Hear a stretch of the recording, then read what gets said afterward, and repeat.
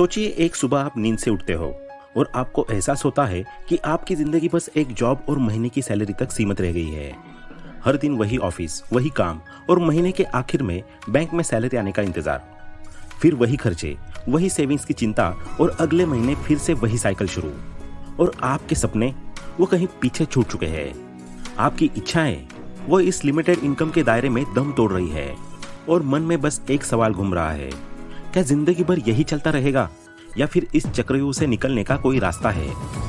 ऐसे ही कुछ सवालों से जूझ रहा है अजय नाम का एक मिडिल क्लास लड़का। अजय एक प्राइवेट कंपनी में जॉब करता है जहां उसे हर महीने 20,000 रुपए की सैलरी मिलती है। ये पैसे उसके रोजमर्रा के खर्चों के लिए तो काफी है, लेकिन उसके सपनों के लिए बिल्कुल भी नहीं।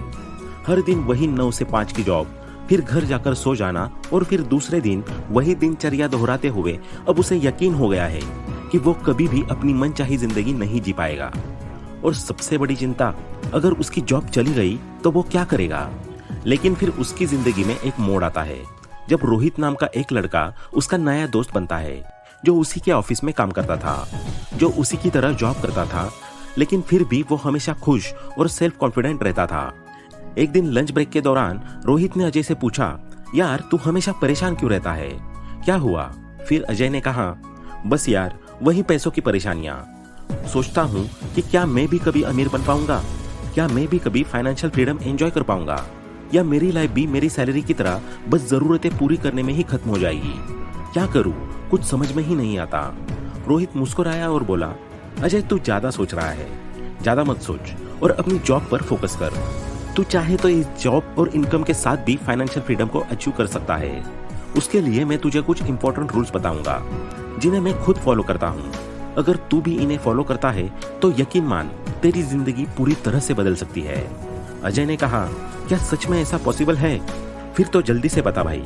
फिर रोहित ने कहा, हाँ बिल्कुल, बस मैं जो रूल्स बताऊं उन सभी को बड़े ध्यान से सुनना और हाँ उन्हें फॉलो भी करना है, तभी सब कुछ पॉसिबल हो पाएगा। रूल नंबर 1 जो है, stay away from get rich quick schemes. Rohit ने बात को आगे बढ़ाते हुए कहा, मेरा एक दोस्त है राहुल, वो एक छोटी सी कंपनी में ग्राफिक डिजाइनर की जॉब करता है और हर महीने 20,000 रुपए कमाता है। जब उसने नौकरी शुरू की तब वो बहुत एक्साइटेड था, लेकिन धीरे धीरे उसे ये एहसास हुआ कि इतनी कम सैलरी में वो अपनी जरूरतें तो पूरी कर सकता है मगर अमीर नहीं बन सकता। फिर एक दिन उसे एक ऑनलाइन ट्रेडिंग ऐप के बारे में पता चला, जिसके बारे में बोला जा रहा था कि लोग इस ऐप से कुछ ही महीनों में लाखों रुपए कमा रहे हैं। राहुल को लगा कि यह उसके लिए सुनहरा मौका है। उसने अपनी पूरी 1 महीने की सैलरी को इस ऐप में लगा दिया, ये सोचकर कि कुछ ही हफ्तों में उसका पैसा डबल हो जाएगा। अब शुरुआत में तो उसे थोड़ा बहुत मुनाफा हुआ, जिससे उसका भरोसा और बढ़ गया। उसने और पैसे लगाए, लेकिन फिर अचानक कुछ ऐसा हुआ कि उसका पूरा पैसा डूब गया। अब यहाँ तक तो ठीक था, लेकिन राहुल यहाँ तक नहीं रुकता। आगे उसने सोचा कि वो एक बार और इसमें पैसे लगाएगा और अपनी हारी हुई रकम वापस कमा लेगा और फिर वो इसे छोड़ देगा।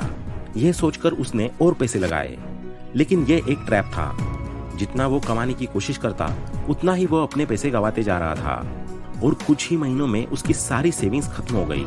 यहाँ तक कि उसने उधार लेना भी शुरू कर दिया और आज वो 10 लाख से भी ज्यादा के कर्जे में है। यानी जल्दी अमीर बनने के चक्कर में वो बुरी तरह फंस गया है। आगे रोहित ने अजय से कहा, यही मैं तुम्हें समझाना चाहता हूँ कि अमीर बनने के लिए कोई शॉर्टकट नहीं होता। अगर तुम ऐसी कोई स्कीम्स में फंस गए तो चाहे तुम्हारी सैलरी 50,000 रुपए हो या 1 लाख, तुम कभी फाइनेंशियल फ्रीडम हासिल नहीं कर पाओगे। असली रास्ता मेहनत और समझदारी से होकर ही गुजरता है, शॉर्टकट से नहीं। अब नेक्स्ट रूल नंबर 2 जो है, saving and investment is compulsory. Rohit ने आगे अजय को समझाया, देख पैसा सिर्फ कमाने से कुछ नहीं होगा, उसे सही तरीके से मैनेज करना भी बहुत जरूरी है। जैसे कि पहले जब मेरी सैलरी आती थी तो मैं पहले खर्च करता था और बचा हुआ पैसा सेव करता था, लेकिन इससे सेविंग्स कभी नहीं हो पाती थी। फिर मैंने एक नियम बनाया, पे योरसेल्फ फर्स्ट, जिसका मतलब है कि जैसे ही सैलरी आए सबसे पहले अपनी सेविंग निकालो। मैं अपनी सैलरी का कम से कम 20% हिस्सा सबसे पहले सेव करता हूँ और इसे एक अलग अकाउंट में डाल देता हूँ। अब सिर्फ सेविंग करने से ही हम अमीर नहीं बन सकते, क्योंकि पैसा बैंक में पड़ा पड़ा कुछ ग्रो नहीं होने वाला। इसलिए मैंने सिर्फ सेविंग नहीं की, बल्कि अपने सेविंग किए हुए पैसे को सही जगह इन्वेस्ट भी किया, जैसे कि म्यूचुअल फंड्स और एसआईपी में इन्वेस्ट करना शुरू किया। जिससे मेरा पैसा धीरे धीरे बढ़ने लगा। और म्यूचुअल फंड्स में इन्वेस्टमेंट करने से मेरा पैसा इन्फ्लेशन से भी बचता रहता है और लंबे समय में अच्छा रिटर्न भी देता है। इसलिए अब से तू भी हर महीने अपनी सैलरी का एक हिस्सा सेव कर और समझदारी से इन्वेस्ट करना शुरू कर दे। अब नेक्स्ट रूल नंबर 3 जो है health insurance and emergency fund. आगे रोहित बोलता है, रिच बनने की जर्नी में एक और इम्पोर्टेंट चीज है जिसे 90% लोग भूल ही जाते हैं, और वो है हेल्थ इंश्योरेंस और इमरजेंसी फंड बनाना। जैसे कि हाल ही का एक एग्जाम्पल तुझे बताता हूँ। कुछ महीने पहले मेरे अंकल की तबीयत अचानक बहुत खराब हो गई थी। उन्हें तुरंत अस्पताल में भर्ती करना पड़ा। डॉक्टर ने ऑपरेशन करने को कहा, लेकिन दिक्कत ये थी कि उनके पास कोई हेल्थ इंश्योरेंस नहीं था। फिर क्या, इलाज में लाखों रुपए लग गए। उनका सारा पैसा, यहाँ तक कि उनकी सारी सेविंग्स तक चली गई और उन्हें कर्ज भी लेना पड़ा। सोचो, अगर उनके पास हेल्थ इंश्योरेंस होता तो उनकी जीवन भर की कमाई ऐसे एक झटके में नहीं जाती। मतलब एक मेडिकल इमरजेंसी हमारे पूरे फाइनेंशियल प्लानिंग को खराब कर सकती है। और जब सेविंग्स खत्म हो जाती है और कर्ज लेना पड़ता है तो इंसान मानसिक तनाव से भी गुजरता है। जैसे मेरे अंकल का इलाज तो हो गया, लेकिन अब हर महीने उन्हें EMI चुकानी पड़ रही है। पहले उनकी जिंदगी आराम से चल रही थी, लेकिन अब उन्हें टेंशन ही टेंशन बना रहता है। आगे अजय ने कहा, चलो हेल्थ इंश्योरेंस तो मैं समझ गया कि कभी भी जरूरत पड़ सकती है, लेकिन इमरजेंसी फंड, उसकी क्या जरूरत? रोहित ने समझाते हुए कहा, इमरजेंसी फंड सिर्फ मेडिकल इमरजेंसी के लिए नहीं होता, ये किसी भी अनसर्टन कंडीशन के लिए जरूरी है। जैसे मान ले तुझे अचानक नौकरी से निकाल दिया जाए, तब तू क्या करेगा? अजय के पास इसका कोई जवाब नहीं था। आगे रोहित समझाता है, जैसे मेरा एक दोस्त है मनीष, वो एक अच्छी कंपनी में काम करता था।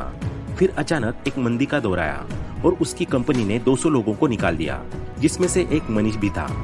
अब मनीष के पास कोई इमरजेंसी फंड नहीं था और अगले महीने उसे किराया भी देना था और घर भी चलाना था। नौकरी जाने के बाद उसे तुरंत कोई नई नौकरी भी नहीं मिल रही थी। अब मजबूरी में उसे अपने कुछ महंगे सामान बेचने पड़े और आखिर में रिश्तेदारों से भी पैसे मांगने पड़े। मतलब अगर उसके पास इमरजेंसी फंड होता तो उसे इतना संघर्ष नहीं करना पड़ता। इमरजेंसी फंड इंसान को इस तरह की अनफेवरेबल कंडीशन से बचाता है। अजय ने फिर पूछा, तो मुझे कितना इमरजेंसी फंड रखना चाहिए? रोहित ने कहा, कम से कम 6 महीने के खर्च जितना। अगर तेरा हर महीने का खर्च 30,000 रुपए है तो तुझे 1,80,000 रुपए अलग से बचाकर रखने चाहिए। अब नेक्स्ट रूल नंबर 4 जो है make multiple sources of income. आगे रोहित और अजय दोनों बातें करते करते टहलते टहलते पार्क में पहुंच गए, जहां अचानक एक आदमी उनके पास आया और बोला, भैया चाय पियोगे? अजय ने उसकी तरफ देखा। आदमी की उम्र करीब 45 से 50 साल होगी। उसके कपड़े थोड़े पुराने लग रहे थे, लेकिन उसके चेहरे पर एक आत्मविश्वास झलक रहा था। अजय ने पूछा, भाई चाय कितने की है? आदमी ने कहा, 10 रुपए की एक और 15 रुपए की स्पेशल अदरक वाली। लेकिन आप पहली बार मेरी चाय पी रहे हो तो पहली चाय मेरी तरफ से। रोहित ने मजाक में कहा, बड़ी दरिया दिली दिखा रहे हो भाई। आगे उस आदमी ने मुस्कुराते हुए कहा, साहब मजबूरी ने बहुत कुछ सिखा दिया है।